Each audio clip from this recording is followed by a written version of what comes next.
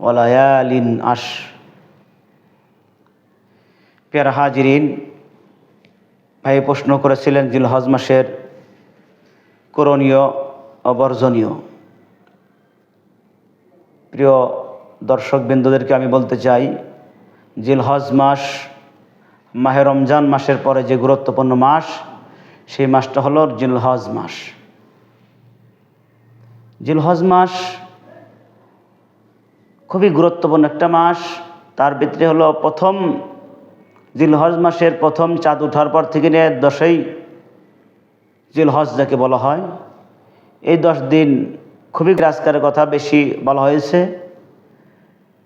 বিশেষ করে রমজান মাসের যে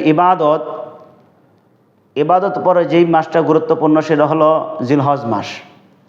এই জিলহজ মাসের আমরা প্রথম মাহে রমজানের পরে যেটাকে গুরুত্ব দিয়ে থাকি সেটা হলো জিলহজ মাস।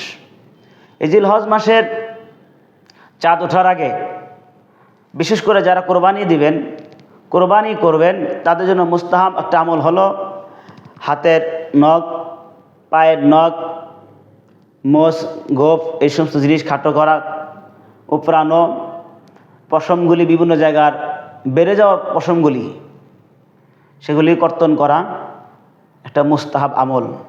হাদিস শরীফ আছে শুধু যারা কোরবানি করবেন তাদের জন্য। এরপরেও যারা কোরবানি করবে না, আমরা যদি তাদের বেশ ধারণ করি, আমরা যদি তাদের মতন একটা সুরাত ধারণ করি, আল্লাহ তাআলা আমাদের আমল নামাও একটা কবুলিয়াতের কোরবানির সওয়াব আল্লাহ তাআলা আমাদেরকে দান করবেন। এই জন্য একটা গুরুত্বপূর্ণ একটা আমল, সেটা আমরা করবো ইনশাআল্লাহ।